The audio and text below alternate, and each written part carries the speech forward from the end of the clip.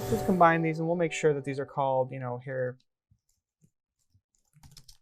1, here 2, and that's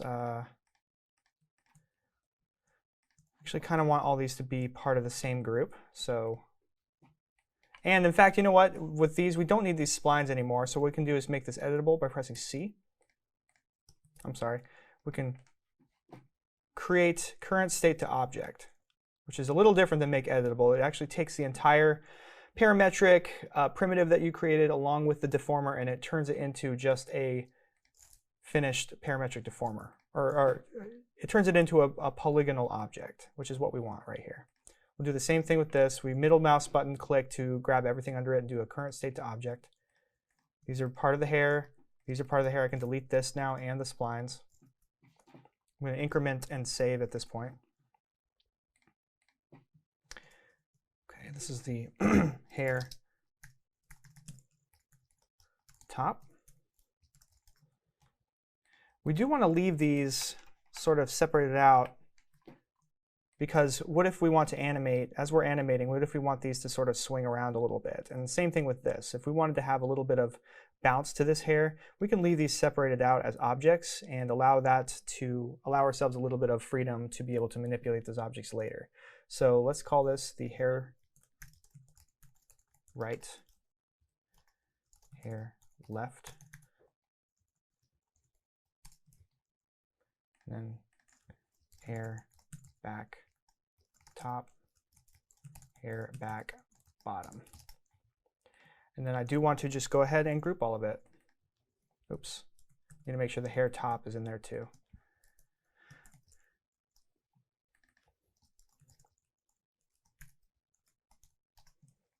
Okay.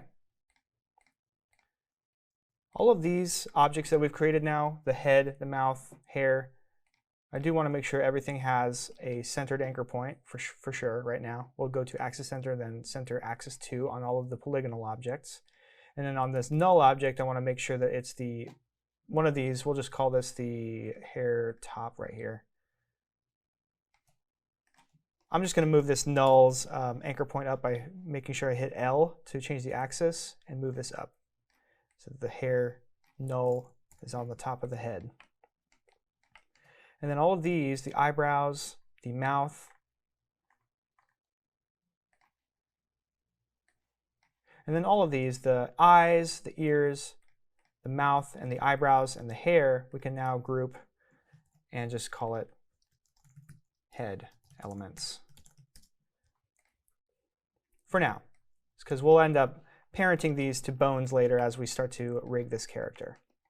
So now what I want to do is we're gonna talk about how to create a new piece of geometry that's still connected to this, but it's going to be down below this. It's not actually going to continue from this shirt.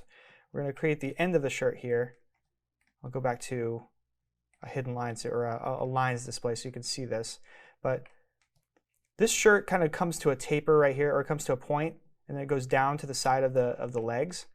So what I want to do is actually create a new piece of geometry for the legs and the hips area that will sit underneath this, so that we're not having to deal with weird edge flow issues, and it'll just make it a lot easier to, I mean, it's not super easy to rig two different pieces of geometry that are not connected, but it is possible, and I have done it many times, especially when we need to have a shirt that sits over the top of a pair of pants. So that's what we're going to do next.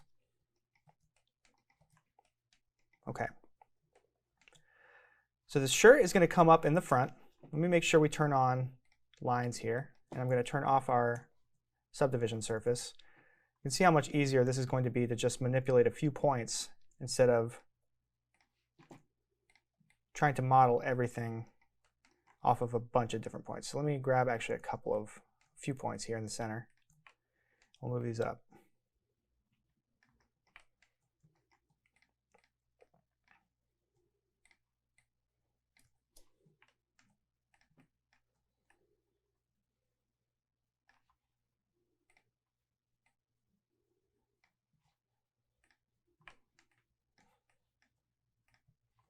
So what this is doing is it's just moving it straight up in space instead of actually following the curve.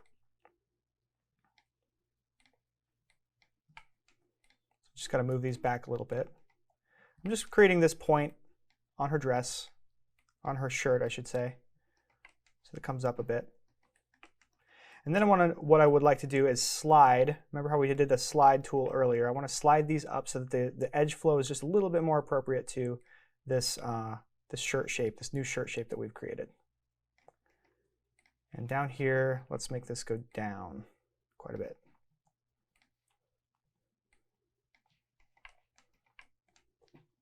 I want to go back to lines on this side view as well, because we're going to start to round this off at the bottom.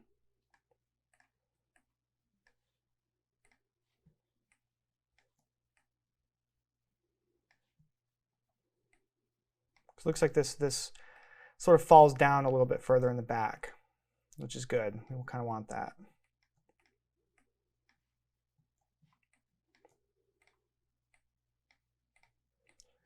So it comes up to a point in the front. Maybe we'll just do a better job of rounding this out. And then it rounds out at the bottom over here.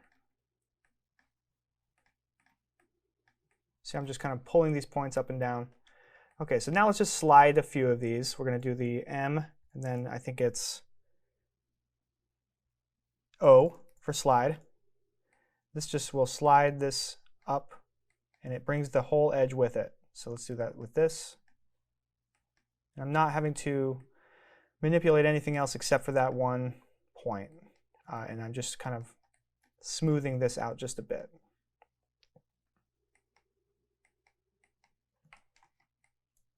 Okay, I'm pretty happy with that edge flow. Maybe we'll move this one back down to where it was. This one needs to go back down as well. Looks like I grabbed one that I didn't need to.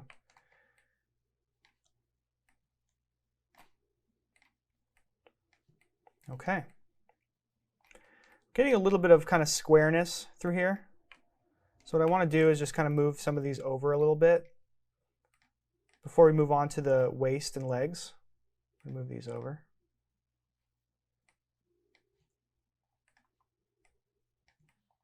Okay.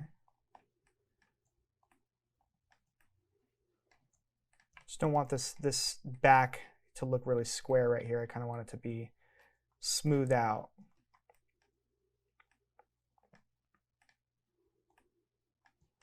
All right. So now what I'd like to do is give this shirt a little bit of thickness. I'm going to do that around this side, just like what we did with the eyelid, and I'm going to do it right here where her shirt meets the wrist, maybe right here. So let's start with the easier one, which is right here. I'm going to do a path selection on this edge.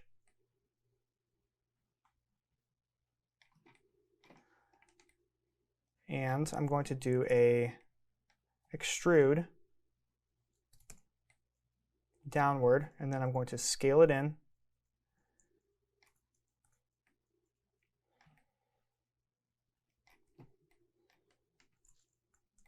Scale it back out just a little bit because we're just going to make it nice and smooth, and we'll do one more extrude inner, or extrude with an M and then a T, and then we'll scale that one in as well. And we'll go up with this one. All right. So let's just make sure these points in the center are right in the center. It's only a few. It's 1, 2, 3 on this side, and it's 1, 2, and 3 on this side. Holding Shift on just the X, down to 0, and then make sure it's centered right there. Good. Okay, now let's add a little bit of thickness to this side, to this part of the wrist. Making sure we're on edge mode. Where do we want that? The end of her shirt to be. Let's make it right here, because she has such long limbs. I feel like this part would be a good place to add a little bit of thickness. I'm trying to think of whether I would rather have it be an extrusion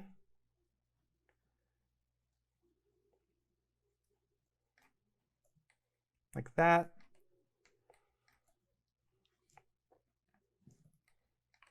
or if I mean, really all that did was add an edge loop. So let me do an edge loop here. And I'm going to grab this edge loop and kind of scale it out a little bit. This is just going to indicate where her shirt ends. Let's do one more edge loop right here. See how we like this. We'll select that one. And let's just do a little bit of curve manipulation here. And let's do another one right where it meets the arm so that it really, really looks defined right there.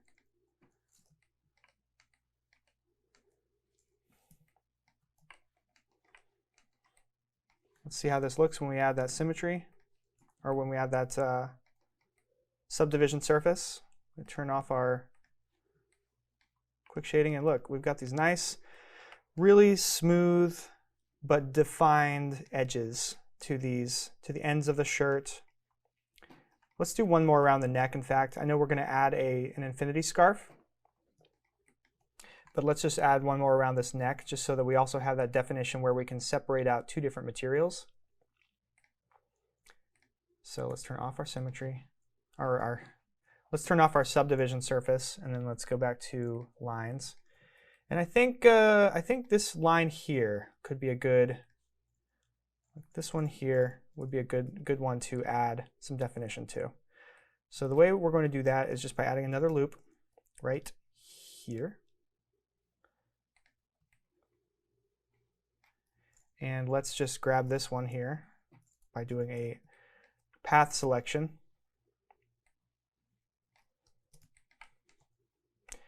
However you can get this loop selected is fine. So I'm doing I'm just grabbing a few here. I think I'm going to do this.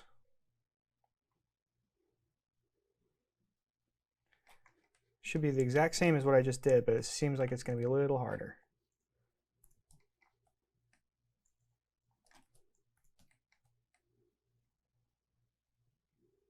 Okay, I'm going to go up with this one a little bit. Up in the Y space. I'm going to add another edge loop right here, right where it meets the neck. I'm going to grab this one. Well, once more, just grabbing just this edge so we can do a little bit more curl inward.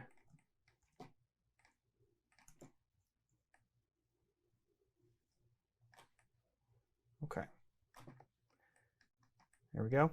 And right here, where it meets the neck, we've got to add one more. So these three edge loops are going to represent the rib of the neckline. But then right where it meets the neck, we still have to have that really tiny little line to indicate for the subdivision surface that is where we're going to have the surfaces connect. So then when we press Q and go back to quick shading, you can see it's a lot more well-defined there. Sometimes people, and I want to talk about this just for a second, but when you're thinking about clothing on simple characters and simple 3D animated characters like this, when you think about how you're going to attempt clothing on a simple 3D character like this, often it's very tempting to want to just really dive into the Cinema 4D dynamic tools like cloth surfaces and like try out to do the dressing mode and stuff and just have it sort of nice and flowing. There are a lot of great MoGraph people who will use cloth tools to their fullest capabilities, but a lot of times it's a lot more work than you maybe have time for. And more often than not, if I just model the clothes onto the character, it saves me a ton of time. Even if I want to do a little bit of cloth movement and stuff, I can rig that stuff faster than I can try to make it look just right in the dynamic tools that Cinema 4D has. So doing it by hand, it can save you a lot of time, and modeling the clothes versus doing dynamic clothing will also save you a lot of time and tears. I've worked for days on cloth simulations that didn't end up working, and then I had to go back to, well, what's the quickest, easiest way I'm going to be able to get this thing done? And I'll almost always end up just modeling the clothes. So that's what we're doing here. And I think we're in a pretty good spot to start working on the legs.